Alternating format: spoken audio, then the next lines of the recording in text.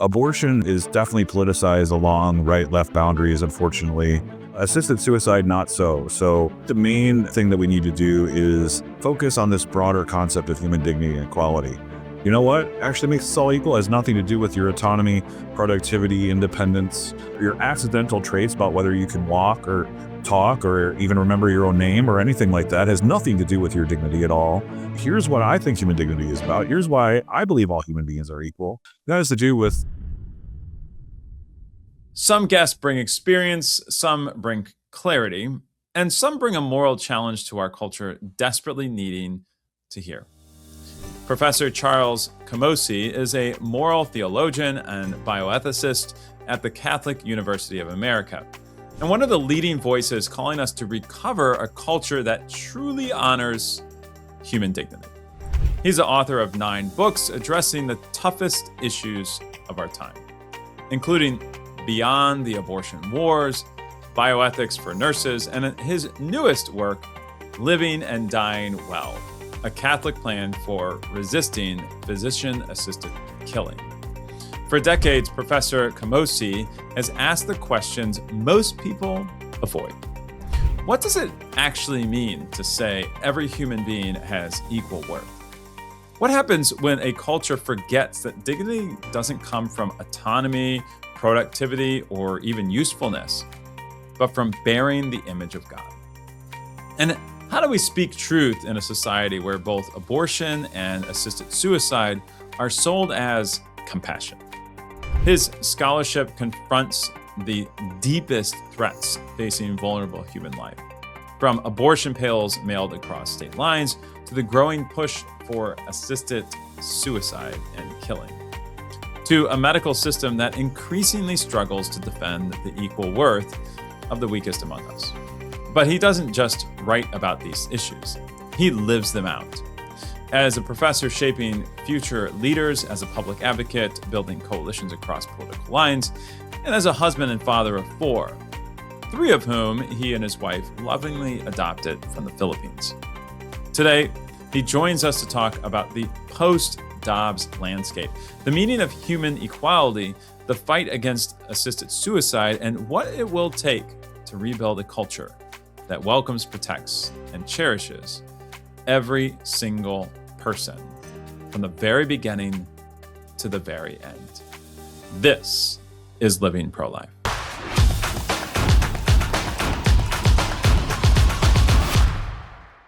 Hey, thanks for listening to Living Pro-Life. Make sure to be part of the growing base of people making Coalition Life happen. And so we ask you today, please consider donating $1 for our One Life campaign. Your $1 can help build a culture of life. Your $1 can help save a baby from the tragedy of abortion. Your $1 can help women in need who need us more than ever. Consider donating $1 today, supporting our mission here at Coalition Life, and ultimately helping to end abortion throughout our great country. Now back to Living Pro-Life. Well, welcome, Professor Camosy. I appreciate you being on the program. Thanks for being here. No, thank you. Thanks for having me on. Well, we are so glad to have these difficult conversations, and we appreciate your work there at Catholic University of America. So let's start right at the beginning here. So we just saw Roe versus Wade overturned, and many of those people who had been working some 50 years to overturn Roe versus Wade with the now Dobbs decision. And so, of course, we had a big celebration, but now what? Now what? So I think you have a lot to say about that in one of your new books. My first real job was actually communications director and a lobbyist for Pro-Life Wisconsin. I grew up in the Midwest, and Midwest boy for sure, Wisconsin boy, go Pack go. And actually my pro-life commitments go all the way back to 2nd grade when Sister Celeste actually told us what an abortion was. And so I've been looking forward to that moment for most of my life, and as many of us have been. And I guess it's sort of what we expected, but I think it's no secret, it's produced a number of challenges. It's really interesting. In fact, I think that Kansas was the first state to sort of respond to this by referendum, sort of rejecting the dignity of the human person at its earliest stages. one of my next books, I think, is going to be a deep historical dive comparing the debates over chattel slavery and abortion. And it's really interesting that Bleeding Kansas and the Kansas-Nebraska Act. In fact, I think it's pretty interesting to think about the Kansas-Nebraska Act, which basically left it up to the states to decide they would have slavery or not. Sort of mirrors what Dobbs was, right? A kind of, well, we're not going to have any position on the human dignity, but we'll let the states decide on these questions. And predictably, there have been some really bad outcomes for that. And I think where we're at now is a really complicated, difficult place. We're in the place where we have to convince a polity, a country, our neighbors, our churches, our elected representatives, but our children, our parents. This is something worth changing their mind about, because we have lost so far and it's not a blowout, but we have so far lost the sort of public relations opinion battle over the sense docs. Well, we have states, I believe, like New York, who are now saying that if a place like Texas or Louisiana or Arkansas is going to enforce a pro-life law, that places like New York or Massachusetts or California, that they can go ahead and they can mail these abortion drugs into these different states, and then they're going to put up these so-called shield laws to make sure that they're shielding from any kind of prosecution. So I've talked to a lot of people that's unconstitutional, that violates some federal laws. We'll see what the courts have to say about it. But I'm curious your take on that. I mean, this is a disaster on so many levels, but I hadn't thought about this until just now, but it's also another corollary or parallel with the debate over slavery in the 19th century, right? How the Fugitive Slave Act and saying northern states had to kind of enforce the pro-slavery laws of the southern states. It's just so interesting how these, and scary, frankly, also how much these debates sort of have parallels between them.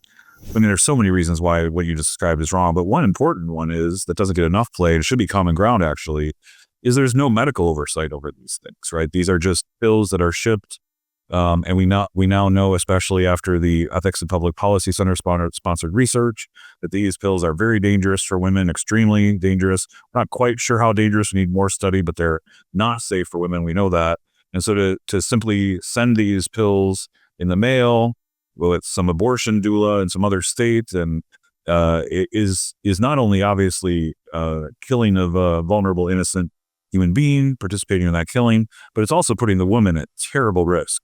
Especially, here's another very important part of this story, especially because we know how often women and girls are coerced using the pill to have abortions they don't want to have. Sometimes it's a straight up no chaser coercion where you just put the pill in the drink without them knowing. Other times it's more subtle, where your parents, boyfriend, hookup, husband even, sort of just expect them to have an abortion, right? Just say, well, of course, this is what we're going to do. And sometimes it's somewhere in the middle where, maybe the woman maybe sort of hopes that the partner or the parents will be supportive, and they're not supportive, and they end up having this anyway. So we don't need to, the bottom line is here, we don't need to choose between what's good for women, what's flourishing for women, what's healthy for women. And happily, women pro-lifers have been pointing this out for decades now. Well, and there's a lot of the other side, the pro-abortion side, has been saying, well, no, this is healthcare, and women need healthcare. And I have never seen any kind of healthcare where the end result is that one of your patients dies, right? And there's no informed consent. They just mail them across the country, and they are obviously and on purpose violating the laws of other states on purpose. And they know that they're doing it, but they just kind of they think that they can get away with it long term, and then they're posting it on social media on all these different sites. So, I mean, that's a serious issue we have to address. But tell us maybe, okay, so we've been talking about maybe some bad news, right?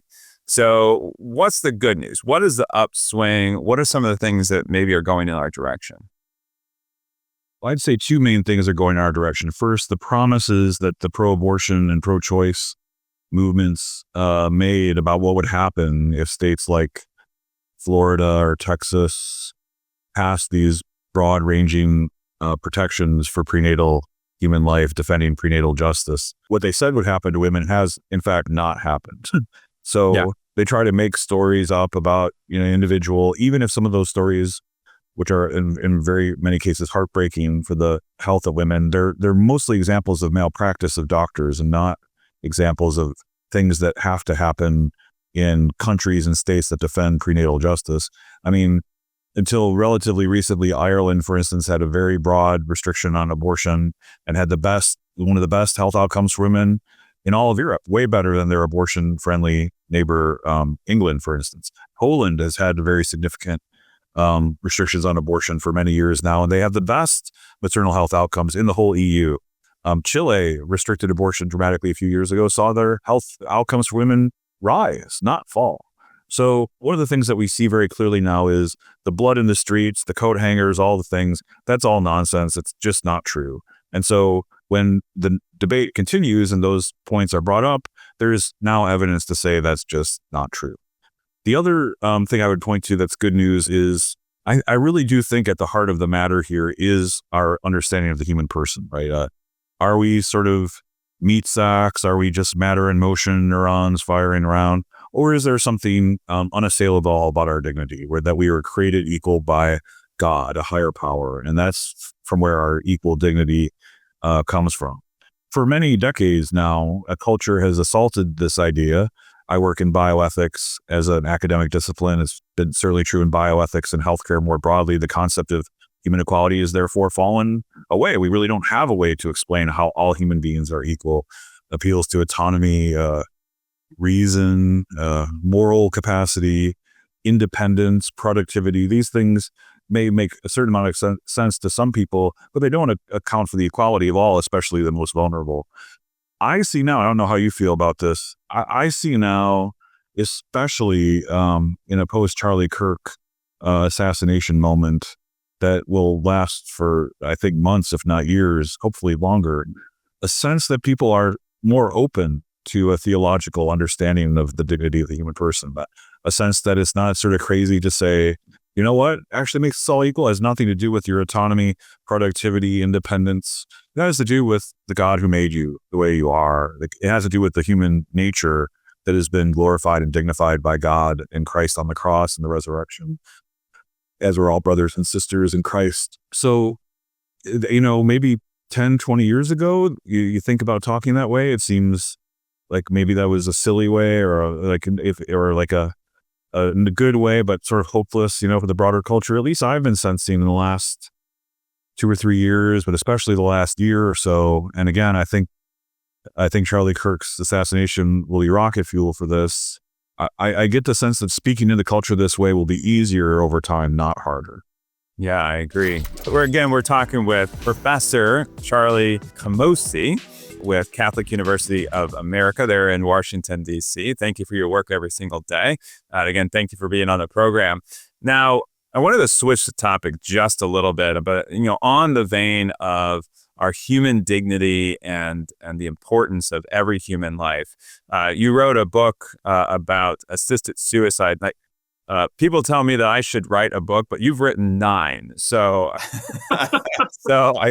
it's unbelievable, and you're even talking about writing more. So it's wonderful. Thank you for doing that first and foremost. But tell us about how there's parallels with regards to assisted suicide, with regards to abortion, and maybe some steps we could be taking there as well.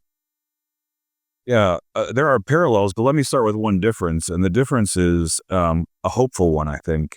Abortion is definitely politicized along right-left boundaries, unfortunately. I say this as a former board member of Democrats for Life, where I was trying to complexify things a little bit more. But unfortunately, abortion has been fought along those lines. I don't think it should be, but that's sort of the reality politically.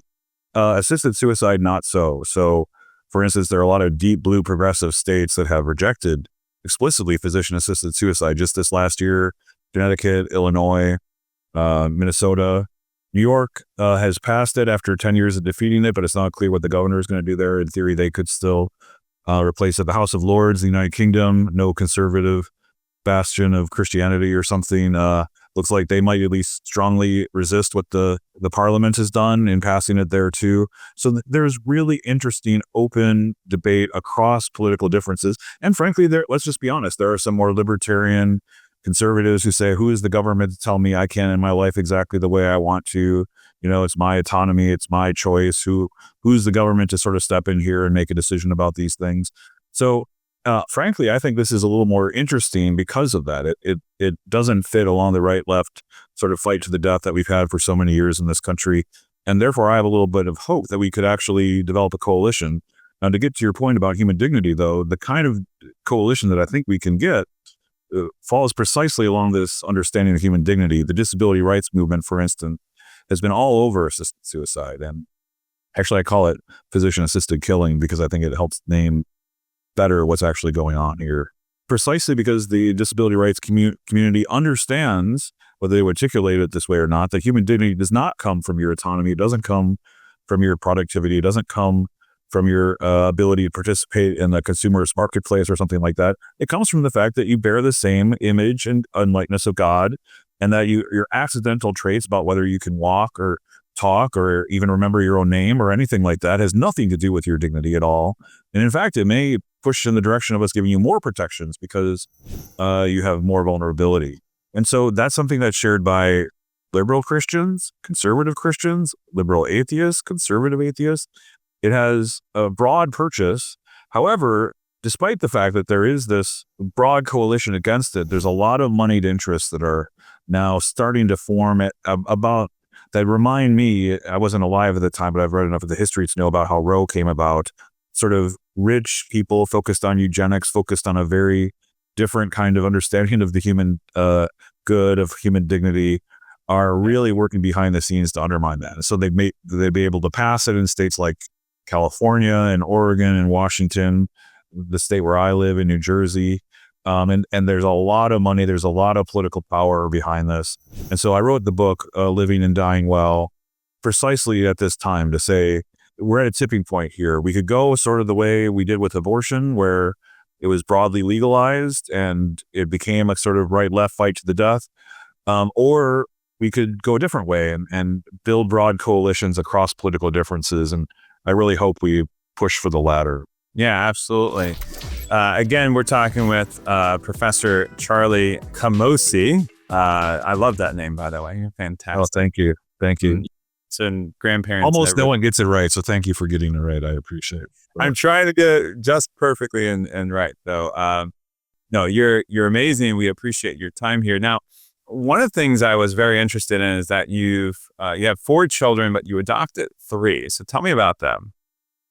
Yeah, I probably overstepped my boundaries when on the second date with my wife, I asked her if she ever wanted to adopt children. It's probably not a second date conversation, but happily she agreed to a third after that. But yeah, it's something I always wanted to do. It's something my wife is very passionate about as well. I married into this very big Catholic Filipino family, and so we adopted 3 kids from the Philippines about 10 years ago, and they've brought us so much joy. As with you're a parent, a lot of challenges as well. Long after that, and we thought we were infertile at the time, our little Thaddeus came along, our hopeless cause, who's now 7. We adopted the 3 kids when they were much older, so 10, 13, and 18 are the ages. They're siblings. We adopted them. So we now have those 4 kids. And for a while there, I was like you, I think, working on college applications and changing diapers at the same time. So that was a key moment for growth, let's say, in my journey towards parenthood, toward being not so terrible parent. So, wow. So tell me about that adoption process. Give us a little bit of history on what that looks like. I know there are thousands, if not, 1 million or more adoptive parents hoping to adopt. So tell me about that journey that you went through. Yeah, I encourage all of your listeners to explore this. There are many challenges and difficulties, but especially if you're a Christian, I think this is an important way to welcome little children in the way that Christ asks us to welcome the stranger, welcome the vulnerable, and in a special way, welcome children. And the spirit of adoption is very much a Christian spirit, right? We're all adopted into the family of Christ as well, in an analogous way. So I think that's another thing. Also, as you may know, and many of your listeners probably know, the early church, early Christians were deeply resistant to the pagan practices of infanticide and abortion, and actually adopted many of the babies that the pagan Greeks and Romans left out to just simply die in the countryside. Not a lot of people realize that abortion and infanticide have been connected for a long time. And we're starting to see, I think, in the repaganizing of our culture, a kind of return to infanticide. We can't even get laws to protect babies after they're born, right? Which is sort of precisely what the ancient Christians faced. But yeah, so we were always, for all these reasons and more, we wanted to welcome children into our home via adoption. It was somewhat frustrating to try to do it through the big adoption agency we went with at first, because sort of wanted a baby and, do it that way. But there were real structures that were pushing against us doing it that way. And I could get into some of those if you like, but we eventually decided to open our home to older children, and children. We're so happy we did from the Philippines. My dad, who passed away just a few weeks ago, unfortunately, my dad, who I was a little bit of a difficult child growing up for him anyway, and he was upset because these kids were so nice and kind, and said, "I wanted you to get your payback, for what you put me through." And here you're adopting these teenagers, right? You didn't have to go through any of that. But my 7-year-old looks like he might be giving me some of that payback. Sure. Like we can come in the future. But anyway, it's been a huge blessing. I encourage so many of us pro-lifers to put, if you can, sort of our money where our mouth is on these questions. And you, of course, can be a pro-lifer without adopting kids. It's a silly pro-choice argument that we often hear sometimes, like, how many children have you adopted or something, or whatever. Don't do it for that reason, but at least I can't recommend it. So, yeah, absolutely. As we move forward, what are some of the steps that people need to be taking? Of course, order your books, right? And of course, we want them to order and read your books. But beyond that, like, what's the next big steps that the pro-life movement needs to be taking to completely eradicate abortion from our country? If people want to read my books, that'd be great. But I understand that people don't read books nearly as much as they used to. In fact, I was able to convince 2 of my publishers to publish audiobook versions. I think those have been read by way more people than anybody with the other books. So I'm under no delusions about that. I think the main thing that we need to do is focus on this broader concept of human dignity and equality. We have to convince a culture that is largely hostile to us, right? I mean, that's the basic thing we need to do. And the way to do that, it seems to me, is draw on values that this culture already holds, or at least claims to hold. And the one I've chose to focus on is this concept of human equality. We hear equality, we hear equity sometimes more often now than equality, but the fundamental reason for even equity at all is equality. Why is a newborn baby who doesn't know its name, doesn't recognize itself in a mirror, a person at the end of life is Alzheimer's disease that doesn't know that they exist, and you and I, why are we all the same? Like, why does the law treat us the same? What is this thing that binds us all together? And people who disagree with us on abortion really believe strongly, for now, some are pushing against it. And I've written books on people like Peter Singer who are willing to bite the bullet and say people with Alzheimer's disease are not persons, and newborn infants are not persons. But the overwhelming majority of people who disagree with us on abortion do agree that those 4 human beings are the same, but they don't really have an ability to articulate why, unless we push them on that. Friendly pushes, like friendly discussions. Again, I think we're entering a cultural moment where it might be somewhat easier to have these discussions and say, well, here's what I think human dignity is about. Here's why I believe all human beings are equal. And then you can sort of walk them back from their positions when they talk about racial equality, when they talk about equality for women, when they talk about equality for people with disabilities, talk about equality for newborn infants, to talk about rights for people with Alzheimer's disease or dementia at the end of life, which, by the way, I fear if we don't recapture this concept of equality, I think a massive movement for physician-assisted killing is coming for people with dementia. So the stakes are really high here for that reason as well. But then, of course, we move seamlessly from that into the prenatal human being, right? And say the very reasons why we believe that all these other human beings are equal is why prenatal human beings have fundamental moral equality with other human beings, and they absolutely demand, and their blood cries out from the ground to demand fundamental legal equality with all human beings as well. That's one approach. There are other approaches that people can take, but to me, that's the one we need to focus on most foundationally. Where does human equality come from? and building on our opponents' already stated commitments to fundamental equality and walking them into understanding why prenatal justice is part of that human equality.